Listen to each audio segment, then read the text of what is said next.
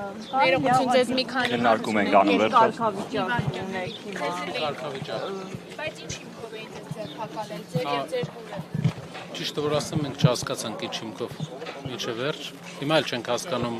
ինչ հիմքով է։ Փաստաբանների ինչ որ երկար ժամանակ տևեց մինչև իրանք գտնեին ինչ որ մի հատ հոդված, չգիտեմ գտել են թե չէ, Սամվել Կարապետյանի հետ կապված, բայց մեր գծով Բայց ձեր մասով ձեզ ինչու էին տարել 6-րդ վարչությունը։ ճիշտը որ ասեմ, մենք չհասկացանք, հա։ Մի քանի ժամ ձեզ պահել էին այնտեղ։ Ովքեր սահմանված ժամկետից ավել են պահել։ Բայց չհասկացանք ինչ էր, ու պարզ է, բոլորս էլ հասկանում ենք ինչ էր, ինչ որ էմոցիոնալ պորտկումների արդյունք է։ Մերսի, շարունակությունը բան կանեմ։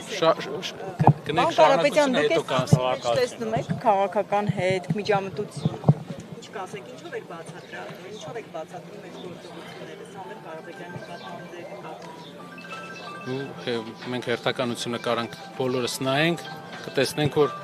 տեղի էր ունեցել հայտարարություն Սամվել Կարապետյանի, որից հետո հայտնի վիդեոներ, որից հետո հայտնի հրապարակումներ ու հայտարարություններ։ Ամբողջը տեղի ունեցել հանրության աչքի առաջ ու մենք բոլորս կարող ենք տեսնել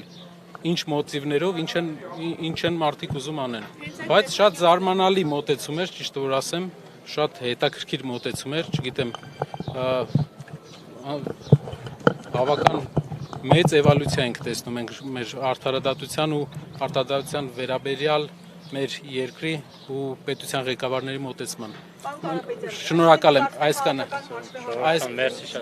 Հաշվի արդարը